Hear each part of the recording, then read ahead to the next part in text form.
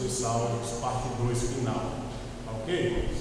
Então, abra aí Efésios capítulo 2, carta aos Efésios. Se você não conseguir a Bíblia, alguém que estiver com dificuldade, por favor, algum outro que estiver perto, ajude para que ela possa. Carta aos Efésios, capítulo 2, verso 8 e verso 9. Vamos ler? Carta aos Efésios, capítulo 2, verso 8 e 9. Convido todos para estarmos fazendo essa leitura todos juntos. Vamos lá? Amém? Vamos lá? Porque pela graça sois salvos por meio da fé, e isso não vem de vós, é dom de Deus. Vamos repetir?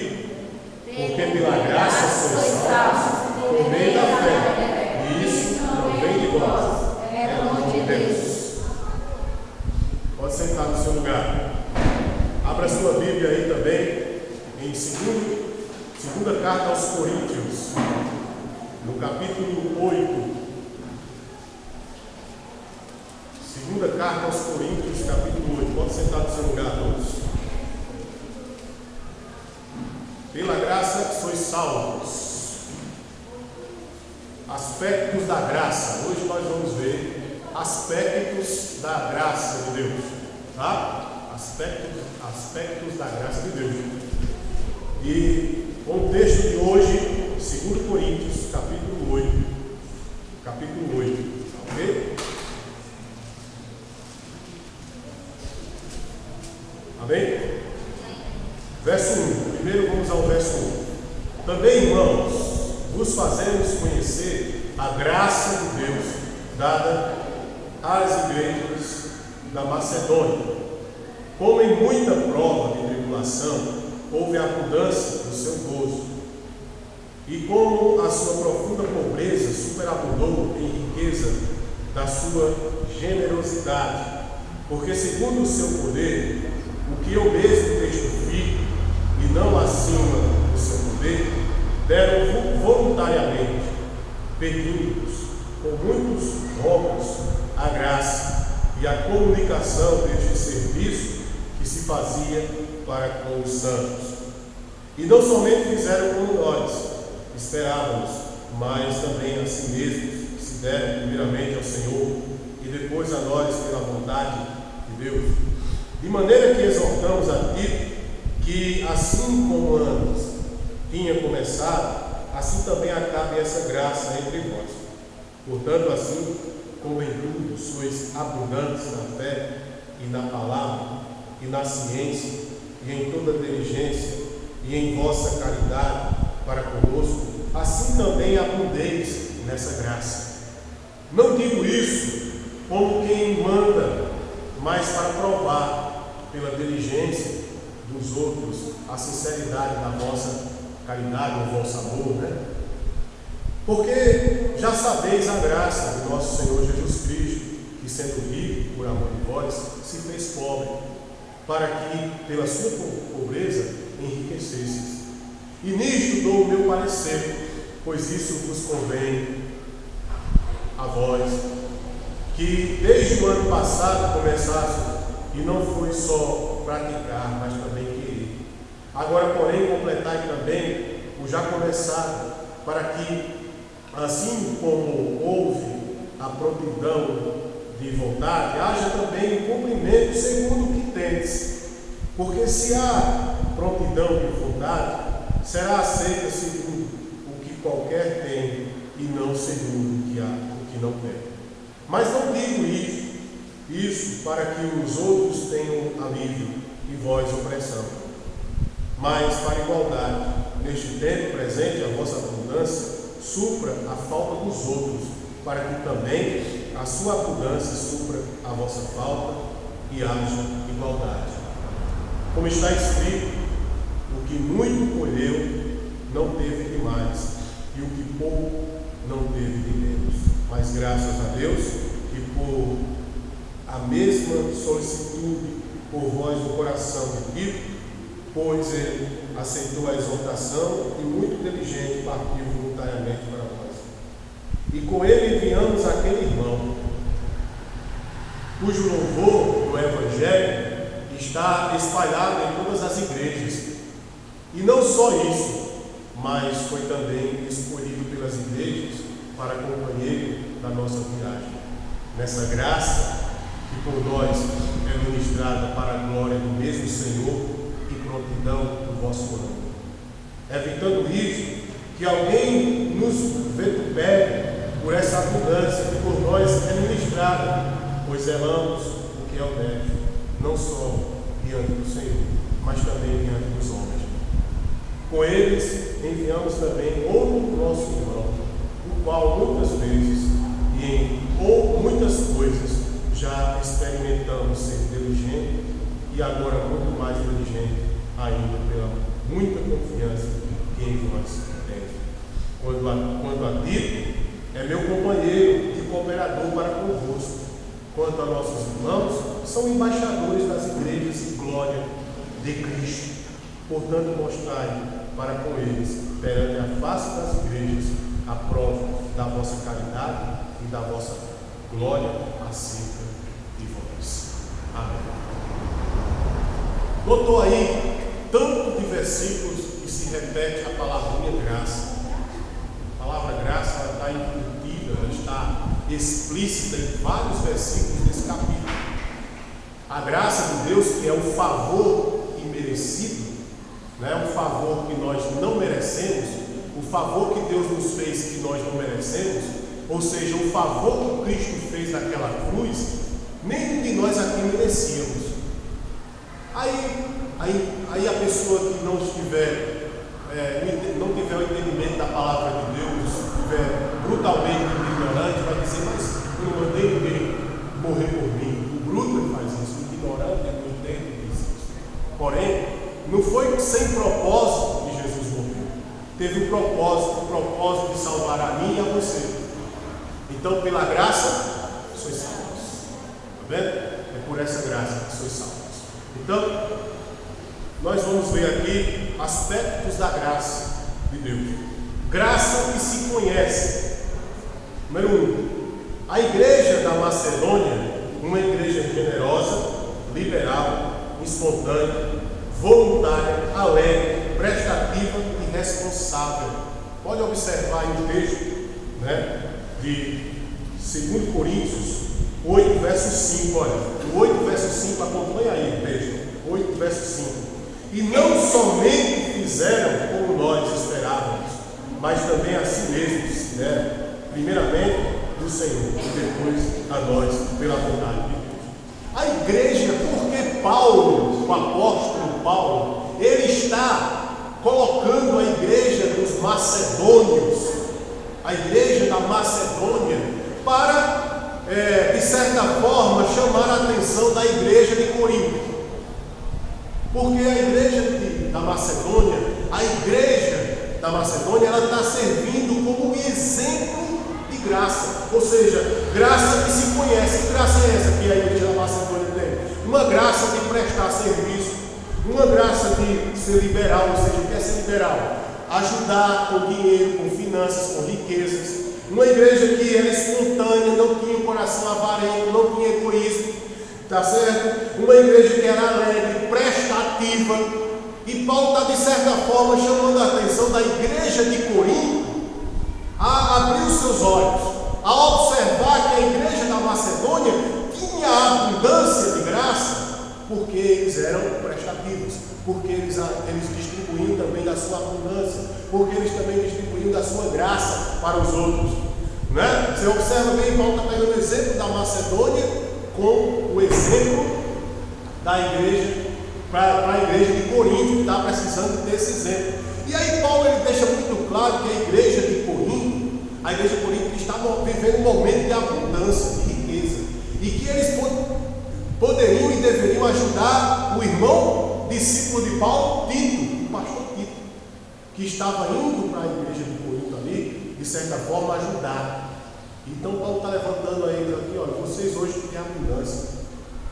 Com abundância ajudem, porque um dia vocês vão precisar da abundância para vocês. Se vocês têm abundância, nunca vai faltar nada para você. É interessante, as comunidades cristãs verdadeiras, elas sempre estiveram tudo em comum. Você vai lá no capítulo de Atos, capítulo 2 em diante, você vê como é que as igrejas se comportavam. Todo mundo tinha em comum, algo em comum. Se alguém tinha falta de pão, não tinha, porque o irmão que tinha pão ajudava. Se alguém tinha falta de casa, não faltava, porque alguém que tinha casa dava para eles. E assim era distribuído. A igreja vivia desse jeito, ou seja, não tinha falta de nada, era fartura de tudo. Sempre tinha algo a mais. Então, se Deus quer lhe abençoar, que Deus está lhe dando graça, por que você não vai estender graça para as pessoas? Se Deus lhe deu graça, favor em Cristo, de lhe abençoar, de você abundar em graça, sabe? Por que você não pode estender graça também para as pessoas? Seria cristão da nossa parte, sabendo que recebemos a graça de Deus e não damos graça para as pessoas? Estamos imitando a Cristo? Não. Temos que imitar a Cristo em todas as coisas. Lembre-se que até o respirar nós dependemos de Deus. Olha para a pessoa que está do seu lado e diga assim: o respirar, você sabia? Você depende. Para você respirar, você imagina se Deus por uma hora, diga, você imagina se Deus por uma hora ele para esse ar que nós respiramos. E aí? Que situação complicada, hein? Concorda comigo? Está entendendo? Então é graça, até nisso a gente vê a graça de Deus. Deus é tão gracioso conosco que até o ar que nós respiramos é Ele que nos dá. É ou não é? Ano passado nós tivemos chuva que nós pensávamos, eu cheguei a pensar que a cidade ia sumir. Esse ano nós tivemos uma escassez de chuva que é de se preocupar quando chegar o mês de setembro para outubro. Concorda comigo? Não é verdade? Então devemos orar mais, porque o Deus que eu conheço, o Deus da Bíblia, sabe? Mesmo em época que não é de chuva, Ele pode derramar da sua graça, trazendo chuva e suprir a necessidade dessa cidade, da nossa cidade, ok? Da sua cidade, porque há um Deus que está acima de todas as coisas, há um Deus que está acima de tudo, está acima de tudo, Ele criou as coisas. Então é Ele que determina todas as coisas. É Deus que determina todas as coisas. 2. Paulo, usando exemplo dos macedônios, queria que os coríntios conhecessem a graça. Olha só, um povo que já era igreja, um povo que já era o povo de Deus, não conhecia a graça. Já existia uma igreja chamada Igreja de Corinto. O povo não conhecia a graça. E Paulo está pegando a igreja de Macedônia e dando exemplo para eles. Olha, a igreja, Coríntios, a igreja da Macedônia é exemplo de graça. Olha que coisa interessante. Vamos analisar aí versos 6 e 7. Paulo fala sobre isso, no capítulo 8 de 2 Coríntios. Acompanha aí, deixa sua Bíblia aberta. Versos 6 e verso 7. Olha, vê se Paulo não está falando para eles assim, ó. De maneira que exortamos. Tem pessoas que pensam que exortação é repreensão, né? Tem uma diferença. Olha para a pessoa que está do seu lado e diz: você sabe o que é exortação? Você sabe o que é repreensão? São diferentes, não são a mesma coisa. Olha só, exortação é uma coisa, repreensão é outra. O que é que Paulo está dizendo no verso 6? De maneira que exortamos. Se Paulo estivesse dizendo de maneira que repreendemos, é diferente. O que é exortar? Exortar é você falar com a pessoa com amor, entendeu? E você dá o exemplo para ela, entendeu? Você está chamando a pessoa com amor e explicando para ela: olha, é assim, assim, assim, com amor. Repreensão é diferente. É o que Paulo fez com Pedro em Gálatas capítulo 1. Deu uma repreensão. O que foi que ele fez que ele deu na repreensão? Ele chamou a atenção de Pedro. Chegou bem junto de Pedro assim: ô Pedro, toma vergonha, rapaz, para com esse negócio. Aí já é uma puxada de orelha, entendeu? Exortação e repreensão tem uma diferença muito grande. Tá? Exortar é você chamar a pessoa em amor, conversar com ela, dar um exemplo. Paulo está dando um exemplo para os coríntios. Olha só, de maneira que exortamos a Tito, que assim como antes tinha começado, assim também acabe essa graça entre vós. Olha, Paulo está chamando a atenção aqui, né? Dizendo, olha, um amor, né? Aí o 7, ó, o exemplo, né? Portanto, assim como em tudo sois abundantes na fé. Você sabe que é uma coisa abundante? Você sabe que é uma coisa abundante? você está querendo tomar um copo, você está cansado, você chegou em casa exausto, aí você quer tomar um copo de suco, seja lá do que for, bem gelado. Se alguém que está pela metade, você diz, oxe, ok? Aí quer abundar, a pessoa vai encher o copo que vai transbordar assim, abundou. Sabe o que é abundante? É além do que nós temos. É 100 vezes mais do que você tem, imagina. Olha só, eles tinham abundância de fé. Ó. Portanto, assim como em tudo sois abundantes na fé, e na palavra, e na ciência, olha só que povo abençoado. Eram abundantes na fé, na palavra e na ciência. Ciência que significa o quê? Conhecimento. E em toda diligência, eles eram diligentes, pessoas que não desistiam. Brincadeira? Olha só. E em vossa caridade, o amor, para conosco, assim também abundeis nessa graça. Então, nós temos que ser abundantes em graça, meu irmão. As pessoas que nos rodeiam, as pessoas que nós temos contato no dia a dia, nós temos que mostrar para elas que nós temos abundância de graça. Nós não podemos demonstrar para elas que nós somos raquíticos da fé. Porque senão, que fé é essa que chama a atenção das pessoas? Que interesse as pessoas vão ter? Entendeu? Um evangelho fraco, raquítico, que não acontece nada, que não resolve nada, que a pessoa não tem fé. Que negócio é esse? Não, abundância. As pessoas têm que chegar perto de nós e nós temos que ter riqueza de fé, riqueza de conhecimento, riqueza de inteligência, não desistir, pessoas perseverantes. Olha que coisa interessante. É isso que nós temos que ser, pessoas ativas, para cima, cabeça para cima, entendeu? Alguém chegar desanimado, pastor, essa trânsito, pastor vai ter um prejuízo. Vai não, meu irmão. Deus vai abençoar. Você está entendendo a diferença? O pessimista, ele vê os problemas. O otimista, ele cresce com os problemas. Olha a pessoa que está seu lado e diga isso para ela. O pessimista, ele desiste com os problemas. O otimista, ele vence, ele faz dos problemas o seu trampolim para crescer. Amém? Louvado seja o nome do Senhor. 3. A graça é experimental. Olha, a graça não pode ficar no campo do conhecimento só. Você tem que experimentar essa graça. É conhecimento para a vida. Deus nos chama para o povo da graça. Olha que coisa interessante. Deus nos chama para ser o povo da graça, levando sua graça para todos os povos. 2 Coríntios 2, vamos aí. 2 Coríntios, capítulo 1, verso 2. Vamos comprovar isso. A graça, ela deve ser o marco do povo de Deus. A graça deve ser a bandeira do povo de Deus. A graça deve ser a tatuagem do povo de Deus. A graça deve estar gravada no coração do povo de Deus. A graça deve ser o lema do povo de Deus.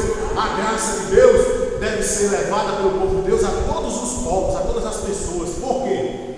Porque se temos graça, nós devemos entender graça. 2. Olha só. Graça a vós e paz da parte de Deus, nosso Pai, e da do Senhor Jesus Cristo. Olha, aonde está amarrado a graça de Deus? Aonde está amarrada a graça de Deus, hein? Em Deus e em Jesus Cristo. E essa graça traz um benefício, segundo esse texto. Que benefício? A verdadeira paz. Estão pedindo paz mundial? Não vai haver paz mundial. Do jeito que, quando Jesus falou da paz, ele não falou da paz mundial, ele falou de uma paz interior. Porque senão ele entra em contradição. Então, quando você vê o povo dizendo, quero paz, protesto de paz, então quando o mundo começar a dizer assim, vamos agora ter paz, diz Tessalonicenses, virá repentina destruição. Então a paz é dentro de nós. Paz dentro de nós. Mesmo que a Bíblia diga que vai ter pai contra filho, filho contra pai, sogra contra... E aí vai. Todo mundo um contra o outro. Mas aqueles que têm a Cristo vai ter a graça da paz dentro de dele. Amém? Louvado seja o nome do Senhor. Olha que coisa interessante.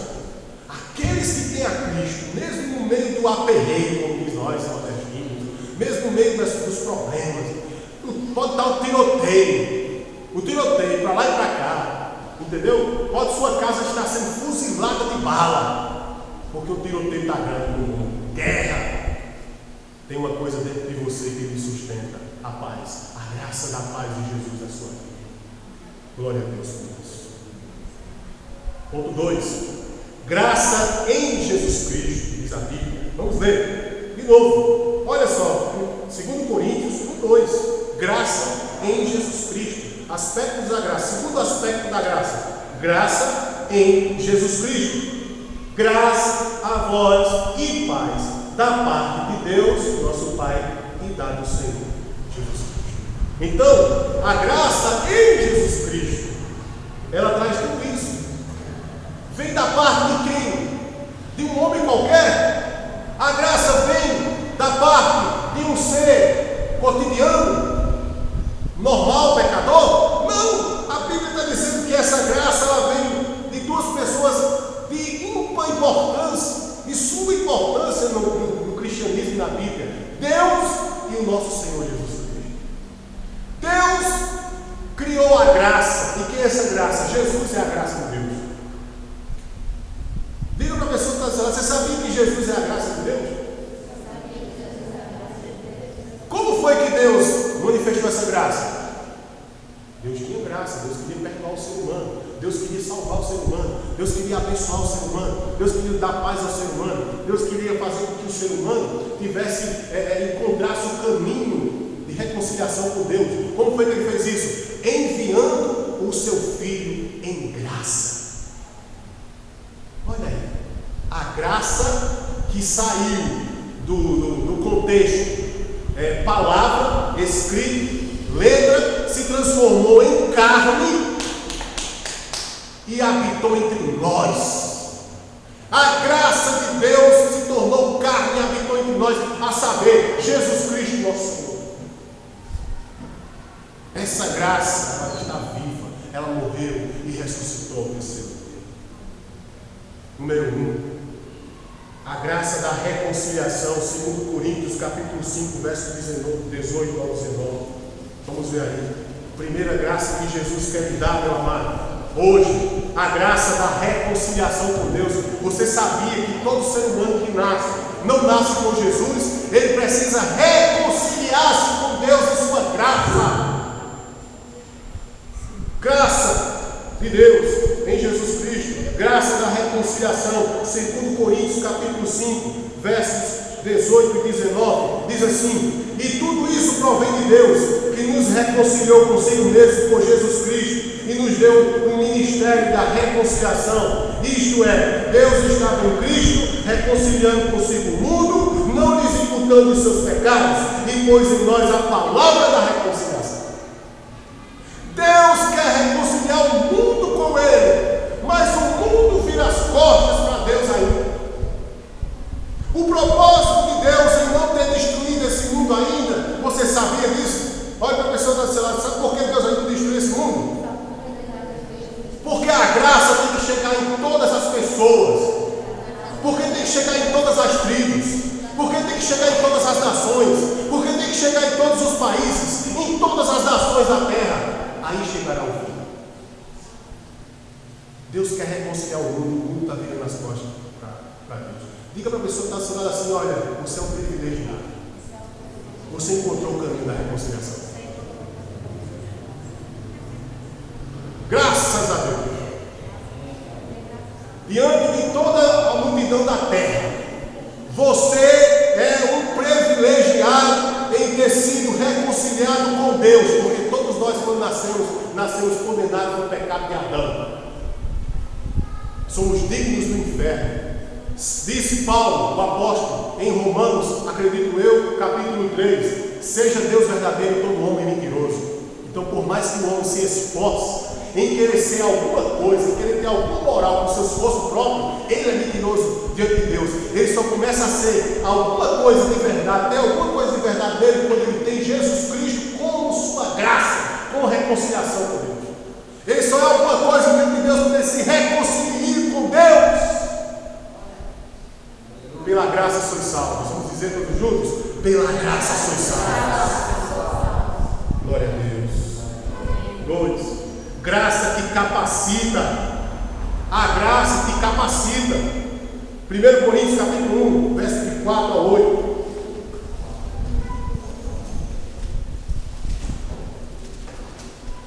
Volta aí atrás um pouquinho. 1 Coríntios capítulo 1, 4 a 8. A graça que capacita. Jesus te capacita, amém?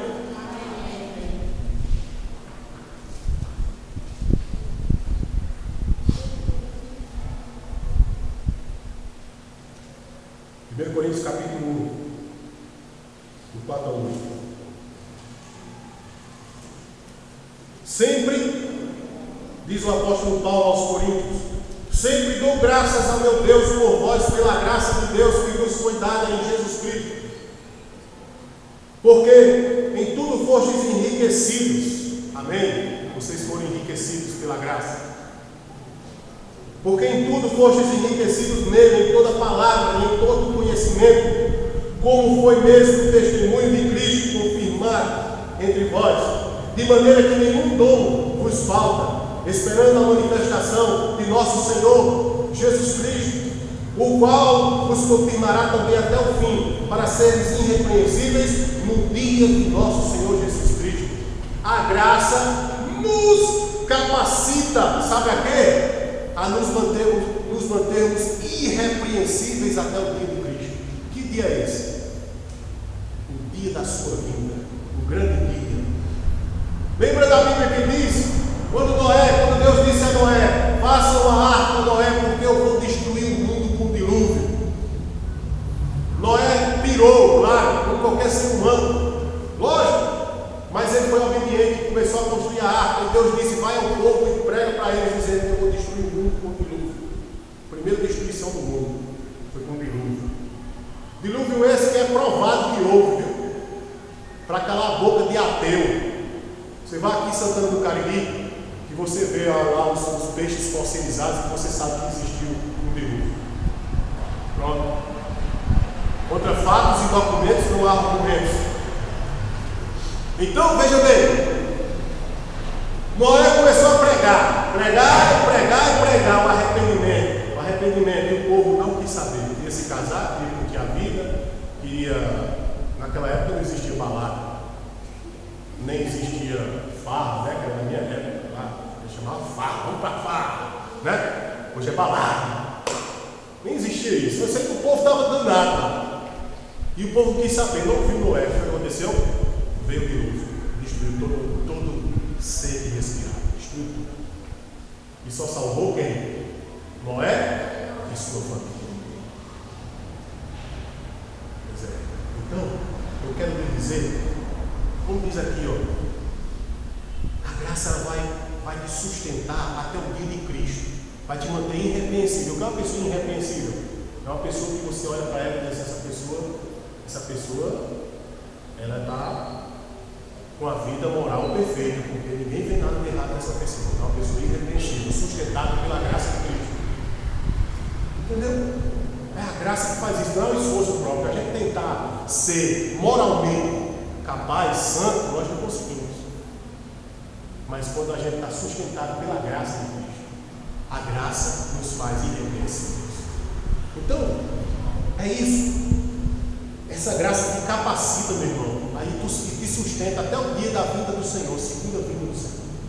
Ela vai te sustentar. Em 1 Coríntios 4:1,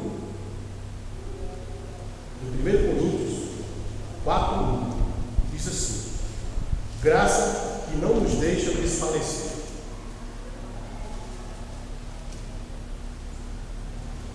Perdão, 2 Coríntios 4. 2 Coríntios, capítulo 4, verso 1. Olha o que diz. Segunda carta aos Coríntios, 4, verso 1. Olha só. Graça que não nos deixa desfalecer. O que é desfalecer? Morrer, enfraquecer, se autodestruir. A graça de Cristo, que é Cristo, não nos deixa desfalecer. Olha só o que diz aí: pelo que tendo este ministério, segundo a misericórdia que nos foi feita, não desfalecemos. A graça de Cristo não nos deixa desfalecer, porque a graça ela vem também recheada com o ouro da misericórdia de Deus. Então, pela misericórdia de Deus, sabe? Às vezes o inimigo ele arma uma cilada para você, uma tentação, alguma coisa para lhe derrubar. O que é que ele faz? O que é que Deus faz? A misericórdia e a graça não deixam você desfalecer. Glória a Deus por isso. Louvado seja Deus.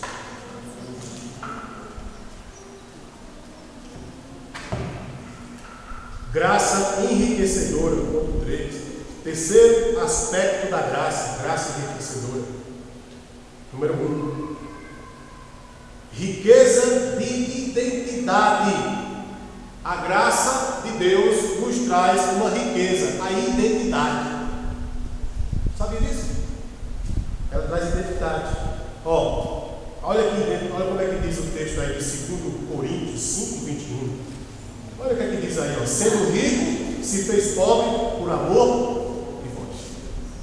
Quer dizer, qual é a nossa identidade antes de Cristo? Pobres de espírito, pobres por causa do pecado, pobres por causa de tanta coisa errada na nossa vida, pobres de espírito, fracos.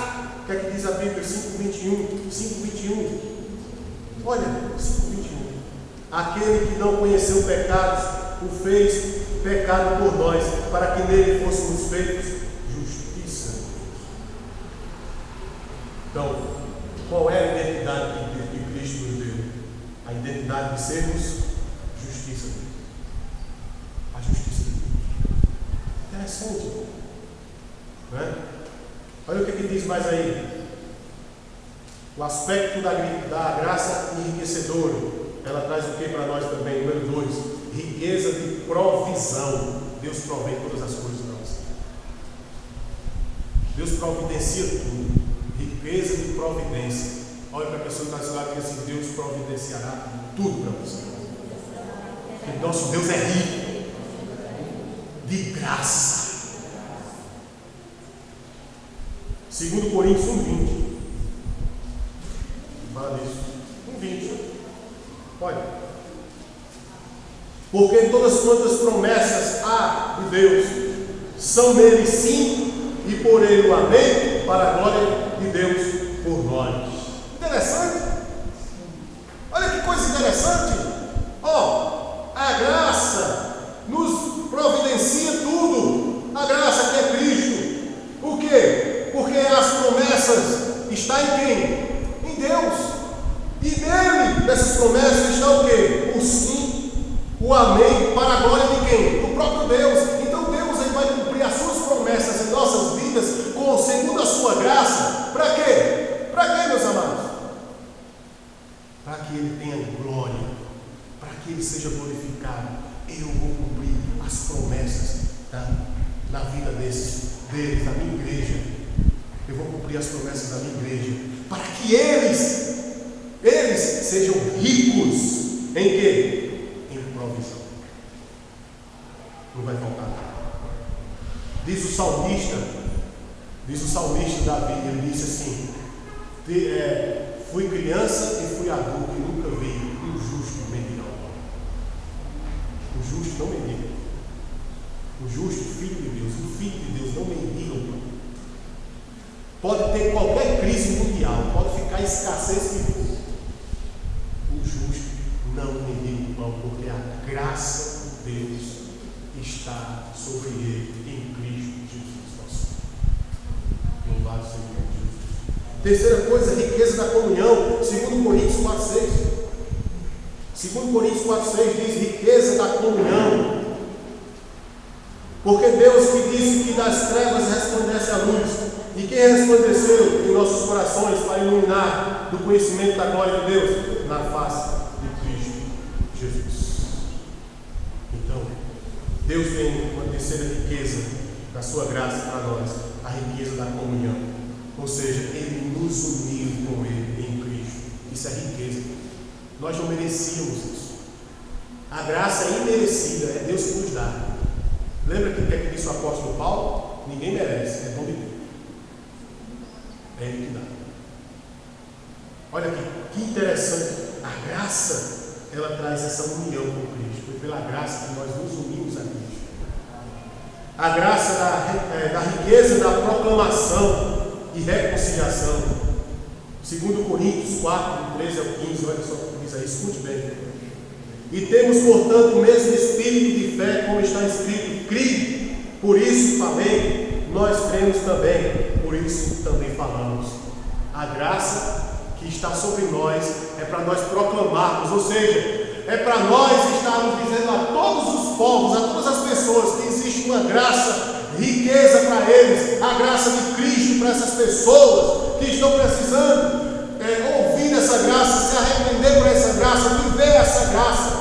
É a proclamação, a pregação da graça, a reconciliação. 2 Coríntios 5, 18 ao 20.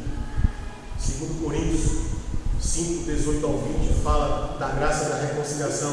E tudo isso provém de Deus, que nos reconciliou consigo mesmo por Jesus Cristo e nos deu o ministério da reconciliação, isto é, Deus está em Cristo reconciliando consigo o mundo, não lhes imputando os seus pecados, e pôs em nós a palavra da reconciliação, de sorte que somos embaixadores da parte de Cristo, como se Deus por nós rogasse. Rogamos-vos, pois, da parte de Cristo, que vos reconcilieis com Deus. Irmão, quando você se torna, quando você recebe, aceita, abraça a graça, você se torna embaixador de Cristo na terra. Olha para a pessoa que está ao seu lado e diz assim: você já é um embaixador de Cristo. Porque a embaixada já existe. É a igreja. Mas você precisa ser um embaixador. Que maravilha esse negócio. Amém? Louvado seja o nome do Senhor. Riqueza de superação. Eita, quem aqui não gosta de superar? Né? Quando fala de superação, me lembra muito do Ronaldo, né? Ronaldo Fenômeno, né? Quantas vezes aquele homem teve contundido com aquele joelho dele? Quantas vezes ele não superou aquele problema do joelho dele e ganhou ainda uma Copa? Superação. Riqueza de superação. Deus quer que a gente esteja a riqueza da graça, da superação em Cristo. 2 Coríntios 12, do 7 ao 10.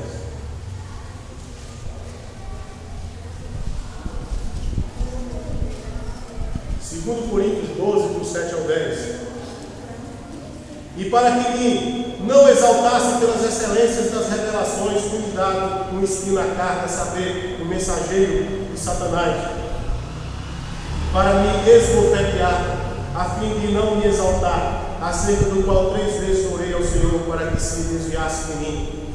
E disse-me: a minha graça te basta, porque o meu poder se aperfeiçoa olha a superação, na fraqueza. De boa vontade, pois, me gloriarei nas minhas fraquezas, para que em mim habite o poder de Cristo. Pelo que sinto prazer nas fraquezas, nas injúrias, nas necessidades, nas perseguições, nas angústias, por amor de Cristo. Porque quando estou fraco, então eu sou forte.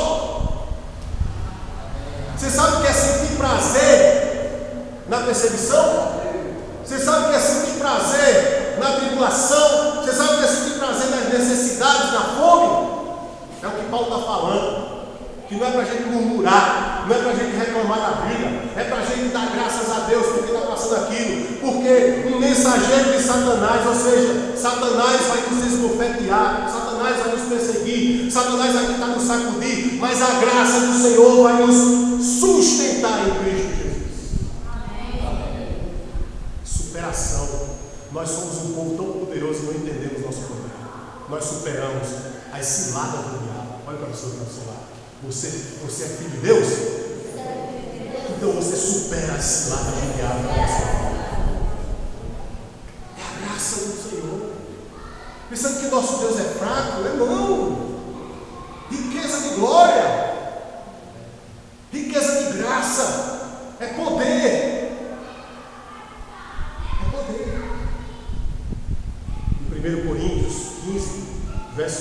57 fala da riqueza de superação.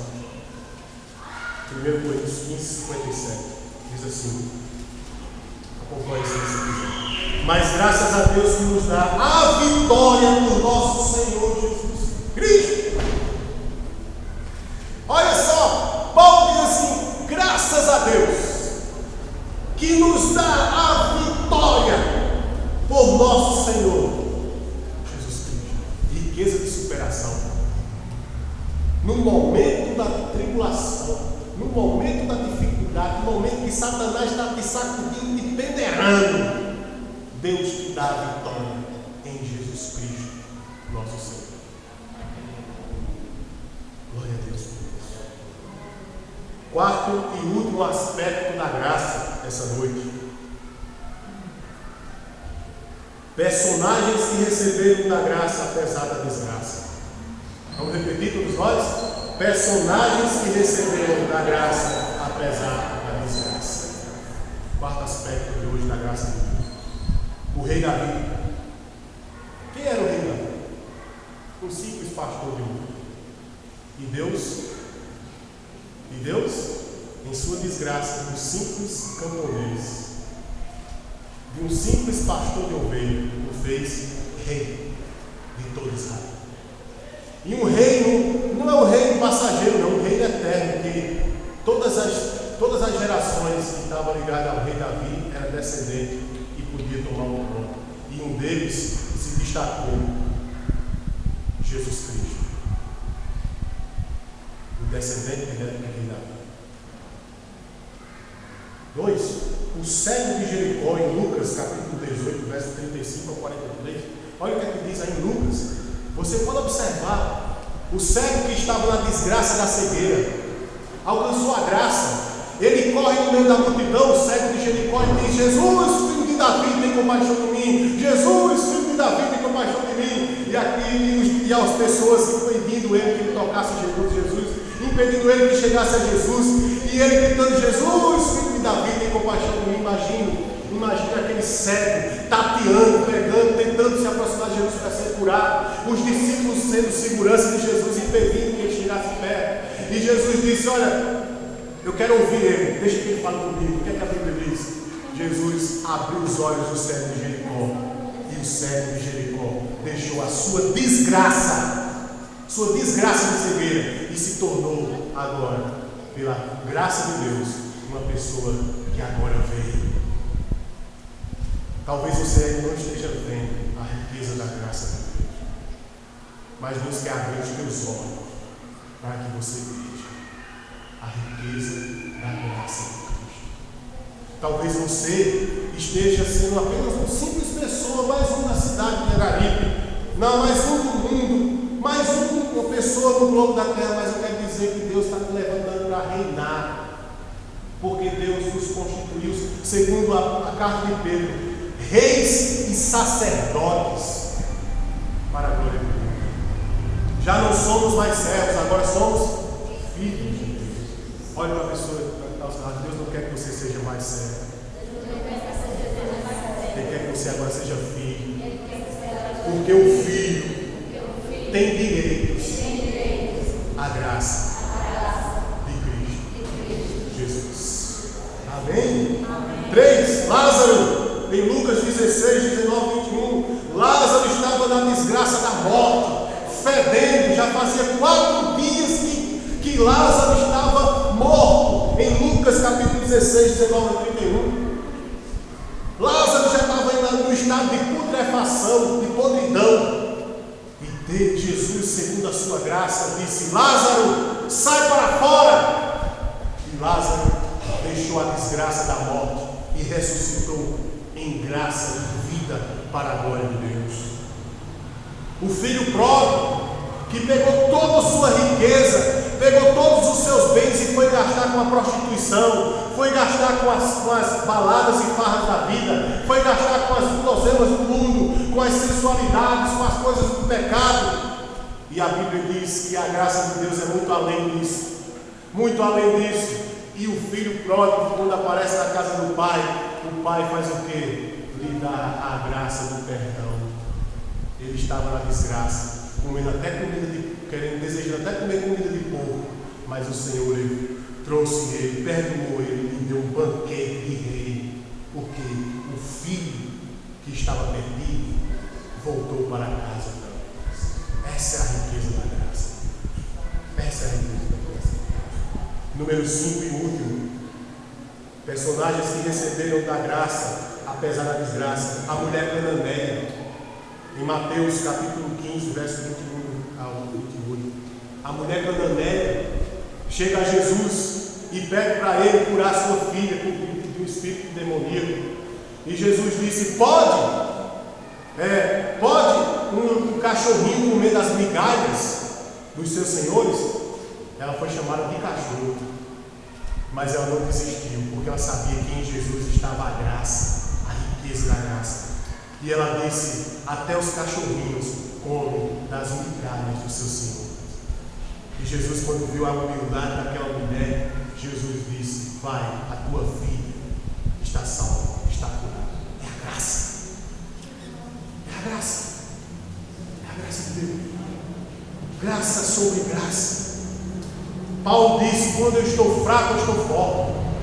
Olha, quando as pessoas olham para nós assim, esse povo é fraco, essa igreja é pequena, eu quero dizer para você: somos ricos da graça de Deus. Está em nós a abundante graça do Senhor. Está o bem mais precioso de Deus, Jesus Cristo, nossa graça. Jesus Cristo, nossa graça. Porque não há poder, meus amados, em rodopiar na igreja. Não há poder em debater-se no chão e dizer que é o Espírito Santo. Não há poder nisso.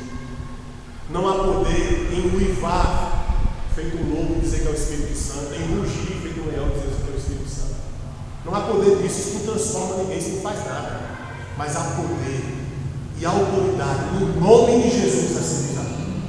A Bíblia diz que no nome de Jesus todo joelho se dobrará e toda língua confessará. Há poder no nome, mas não há poder em esquisitices dizendo que é o Espírito Santo. Isso não é poder do Espírito Santo. O poder do Espírito Santo é quando você diz em nome de Jesus.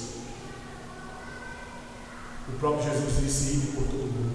E ele diz depois assim: em meu nome expulsarão os demônios. Ele não disse que você tinha que uivar. Ele não disse que você tinha que se tremer. Ele não disse que você tinha que ficar rodopiando, se debatendo no chão para que você que o demônio saia ou qualquer outra coisa aconteça. Ele disse: em meu nome. O poder da graça de Deus está no nome de Jesus Cristo. Olhe para a pessoa que está do seu lado e diga: nunca esqueça disso. O poder está na graça, no nome de Jesus. Deus te abençoe.